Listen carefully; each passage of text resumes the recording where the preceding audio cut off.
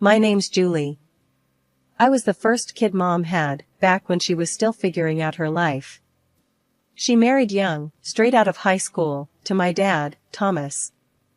They were all about love and less about money, which didn't seem to work for her long.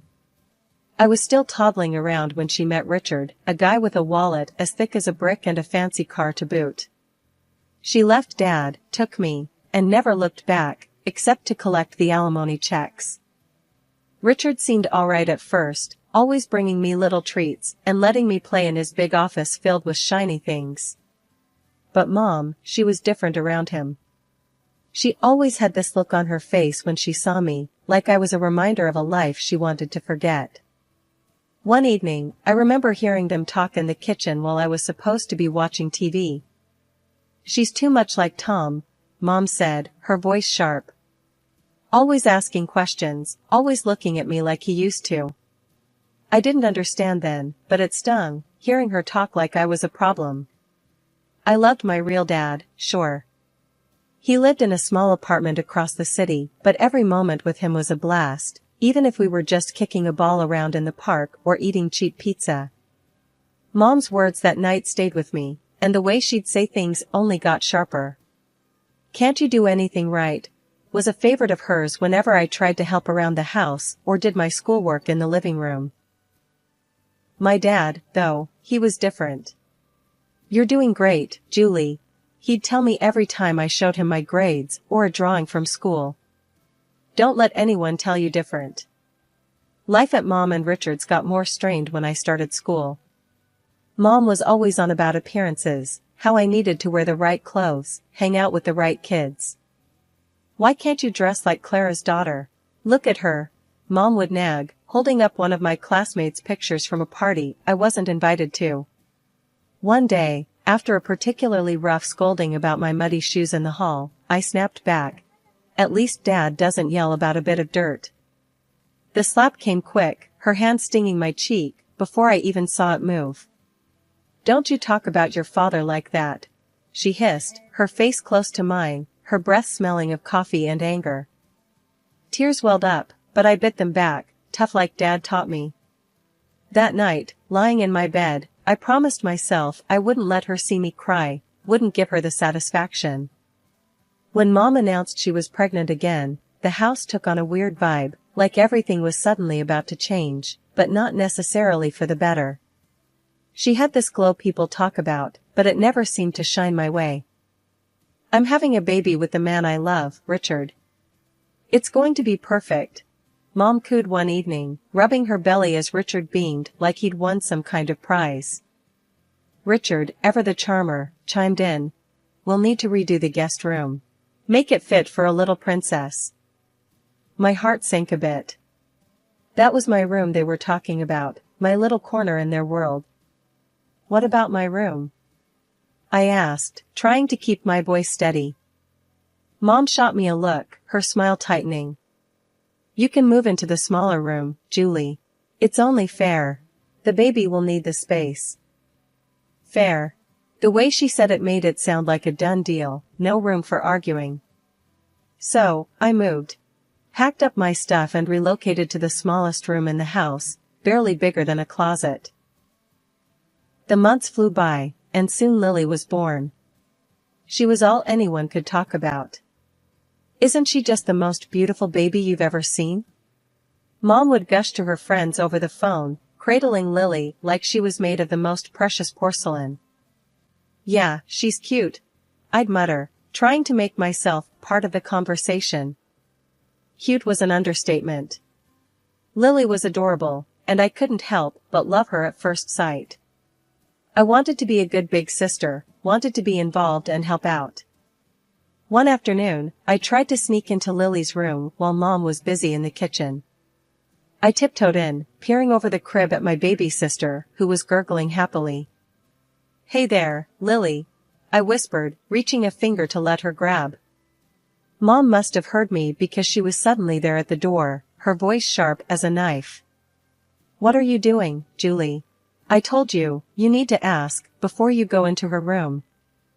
"I just wanted to see her," I protested, feeling the familiar sting of tears pricking my eyes. I wanted to help. Dad was different. During one of my weekends with him, I opened up while we were having pizza at our favorite spot. Mom's always on edge with me around Lily. It's like she thinks I'll break her or something. Dad chewed thoughtfully, then said, "You know, Julie, some folks just have a hard time sharing love. It's like they think there's only so much to go around. But listen, you got a whole lot of heart. Don't let your mom's ways make you think otherwise." His words helped a bit, but back at Mom's, the distance between us grew. Even when I tried to share stories about school or friends, Mom's attention was always split, always half listening, half watching Lily. One day, I came home with a school award, second place in the science fair. I was buzzing, clutching the certificate like it was a ticket to their approval. "Look, Mom, I won this," I exclaimed, holding it out to her as she fed Lily. "That's nice, dear," she said without looking up. "Put it on the fridge or something." "Or something," I echoed to myself, the words hollow. I stuck the certificate on the fridge, a bit crooked, and stood back. It was just another piece of paper to them, just another day in the shadow of Lily. Things were pretty rocky at home by the time I hit high school. Between Mom's cold shoulders and Richard's indifference, I felt more like a guest than a family member. It was around then that the bomb dropped. Mom decided it was time for me to go live with Dad permanently. The day she told me, we were having dinner. It was one of those rare moments where it was just her and me at the table. Richard was late from work, and Lily was already tucked in. "Julie, we need to talk about your future," Mom started, pushing her food around her plate with a fork. There was no warmth in her voice, just a cold, businesslike tone that immediately put me on edge. "What about it?" I asked, trying to sound casual, but my heart was racing. "We've been discussing things, and we think it's best if you move in with your father. With the new baby coming, things here are, well, they're complicated." I almost choked on my water. "Move in with Dad? But why? I thought everything was fine here." Mom sighed, a sound that seemed to carry all her impatience. "Look, Julie, you're not a child anymore. You need a space of your own, and we can't provide that here, not with the new situation. It's cramped, and frankly, the financial burden is more than we expected. It's better for everyone this way." I pushed my plate away, no longer hungry. "And what about school? My friends?" "You can go to a new school. Make new friends," she said, as if it were that simple, as if I could just erase my life and start over with no problem. The next few weeks were a blur. I packed up my things, my world shrinking into boxes, books, clothes, the few keepsakes that meant something to me. Richard barely said goodbye, and Lily, too young to understand, gave me a confused hug. Moving day was tough. Dad lived on the other side of town in a modest apartment. It was clean but cluttered with memories of a life paused since Mom left him. He was standing there, waiting for me with open arms and a worried smile when I arrived. The apartment was nothing like the house I'd grown up in. My new room was half the size of my old one, with walls that needed paint and a window that looked out at a brick wall. But it was quiet, and Dad was trying. The first day at the new school was brutal. As I walked down the crowded hallways, I could feel the stares, hear the whispers. "That's the new girl," they'd say, as if I were some kind of oddity. In class, I kept to myself, doodling in my notebook, trying to block out the murmurs. When the bell rang, I was the first out the door, not wanting to linger. At home, Dad noticed my mood. "How was school?" he asked, trying to keep his tone light. "It was fine," I lied, shrugging off my coat and dumping my bag by the door. "If it gets tough, you tell me, okay? We're in this together. You're not alone, Julie." His words meant a lot, but the loneliness I felt was deep, gnawing. It wasn't just about missing my old friends or the big house. It was about feeling unwanted, pushed out, because I was too much of a burden. Adjusting to life at Dad's wasn't easy, but I figured out pretty quick that if I didn't pull myself together, things would just get worse. I woke up one morning, looked around my cramped room, and decided it was time to take charge of my life. "No one else is gonna do it for me," I muttered under my breath. Dad noticed the change in me almost immediately. Over breakfast one day, he looked up from his coffee and said, "You're looking more determined these days, Julie. What's on your mind?" I stirred my cereal around, thinking about how to word it. "I want to make something of myself, Dad. I don't want to end up stuck, you know?" He nodded, a serious look crossing his face. "I hear you, kiddo. So, what's the plan?" "That scholarship, the big one for the top students. I'm gonna get it," I declared, more to convince myself than him. Dad's smile was all the encouragement I needed. "If anyone can get it, it's you. Just tell me what you need from me." School was tough, with long hours spent catching up and even longer evenings buried in books. My teachers noticed the shift, even the tough ones seemed to respect the grind. Ms. Jensen, my math teacher, kept me after class one day. "Julie, your work has improved dramatically. What's the sudden interest?" "I need that scholarship," I replied bluntly, packing up my stuff. "I've got plans, and they don't include being stuck here forever."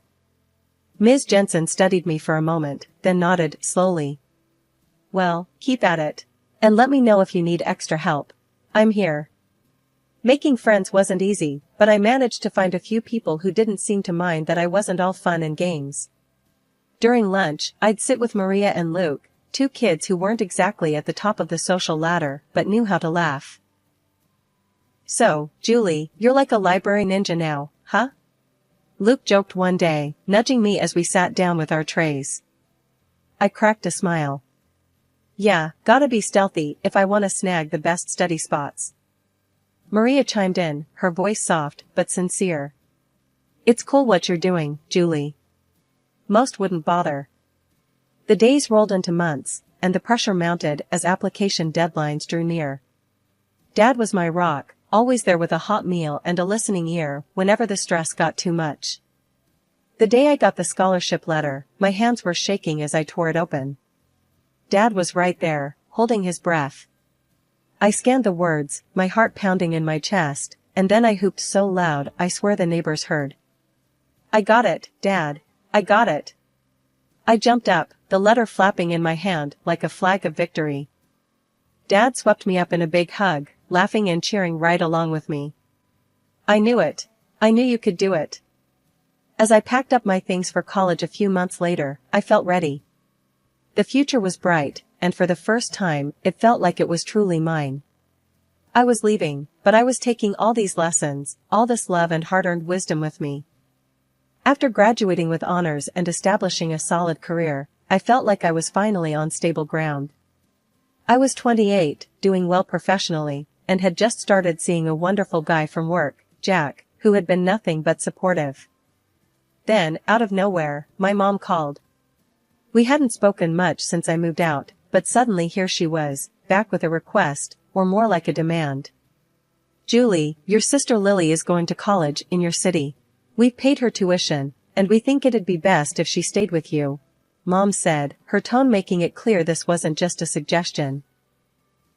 I hesitated, memories of our strained relationship flashing through my mind. But I wanted to believe things could be different. "Okay, Mom, I'll help Lily out. It might be nice to reconnect," I responded, trying to keep any skepticism out of my voice. Lily moved in a week later, and right off the bat, it was clear we were worlds apart. She was as stunning as ever, obsessed with her appearance and the kind of lifestyle that screamed high maintenance. She brought with her a suitcase full of expectations and a personality that demanded they be met. "Can you make sure we have almond milk and kale? I'm on a special diet," Lily mentioned casually on her first evening, examining her reflection in the mirror. "Sure, I'll add them to the grocery list," I replied, trying to accommodate her. But living with Lily was more challenging than I'd anticipated.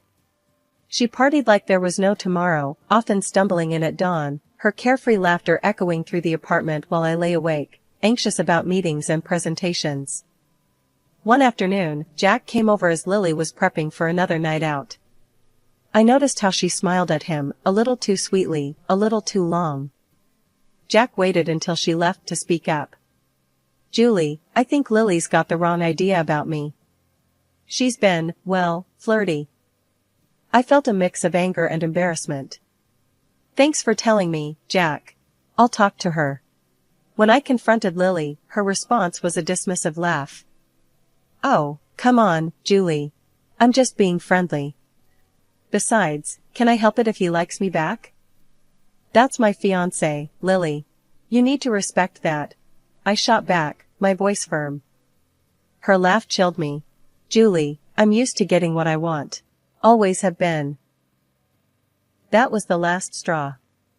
I couldn't live like this, feeling like I had to guard my life from my own sister. You need to find another place to live, Lily. This isn't working out, I told her, my decision final. Lily stormed out, slamming the door behind her. Within an hour, my phone rang. It was Mom, her voice cold and sharp. You're such an envious girl, Julie. Can't stand to see your sister happy, can you? I just want respect, Mom. That's all, I replied, but I might as well have been talking to a wall. After that, things went quiet with Lily. I heard through the grapevine she dropped out of college and was floating through her social circles on charm and whims. As for me, I refocused on my life with Jack, my work, and the peace of rebuilding my boundaries. 2 years had flown by since I last tried to patch things up with my family. Things were going well for me, I was moving up at work, and life with Jack was better than ever. That's when I heard the news about Lily. She had dropped out of college and was getting married to some rich guy she'd met. Feeling a mix of curiosity and goodwill, I picked up the phone to call home and offer my congratulations. It was my mom who answered, her voice cold and distant as always. Mom, I heard about Lily's wedding. I just wanted to say congratulations. I started, trying to keep my tone light. Well, don't bother. We're not waiting for you at the wedding. It's for rich people only, and we don't need any beggars there. She spat out, her words cutting deep. I clenched the phone a little tighter, feeling the old sting of rejection. Really, Mom? That's how you're going to be?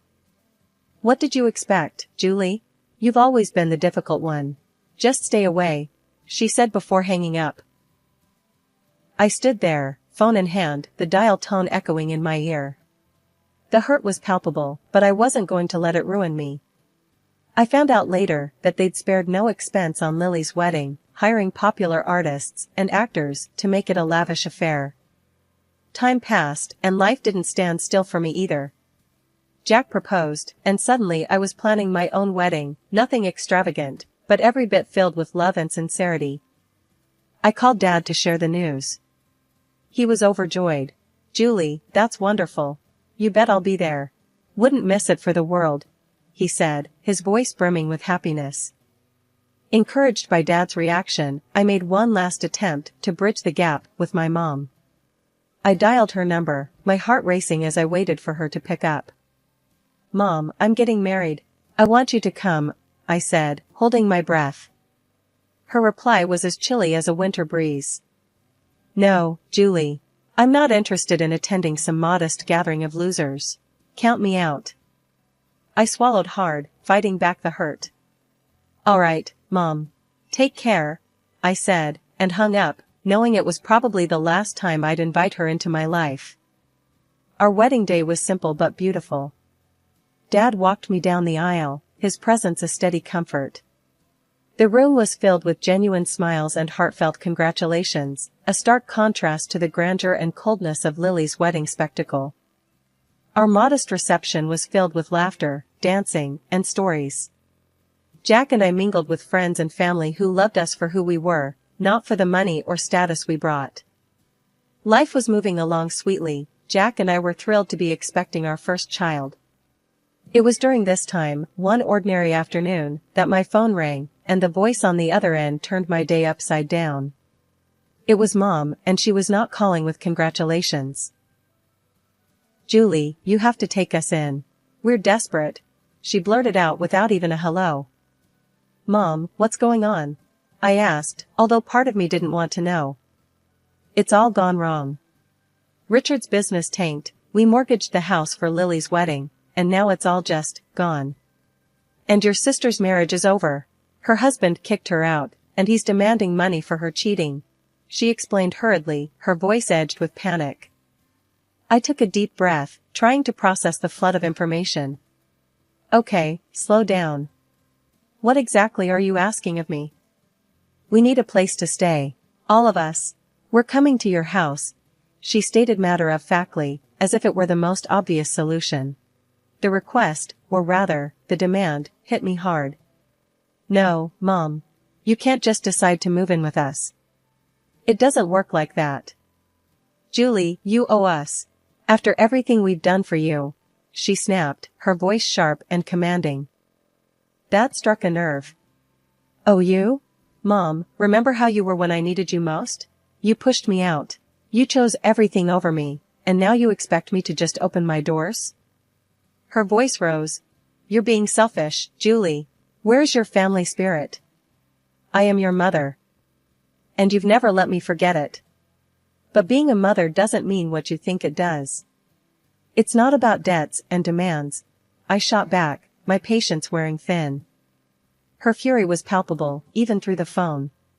You'll regret this, Julie. I might even take you to court. Get what I deserve. I couldn't help but laugh, though it was more from disbelief than amusement. Go ahead and try. Dad was my guardian when you kicked me out, remember? What are you going to claim? That your daughter wouldn't let you live off her after you threw her out? There was a pause, and I could almost hear her brain ticking over. This isn't over, Julie, she finally hissed before hanging up. Life after my last call with Mom felt like a fresh start, a true new beginning. Jack and I were busy getting the nursery ready, picking out paint colors, and assembling cribs, all while navigating the usual ups and downs of pregnancy. It was a Sunday morning, bright and early, and I was setting up some baby clothes we'd just bought, folding them neatly into the new dresser. Jack was drilling something in the corner, the electric screwdriver buzzing away. He stopped, wiped his forehead, and looked over at me with a smile. How's it going over there, Julie? Need any help? I've got it, thanks. Just thinking about everything.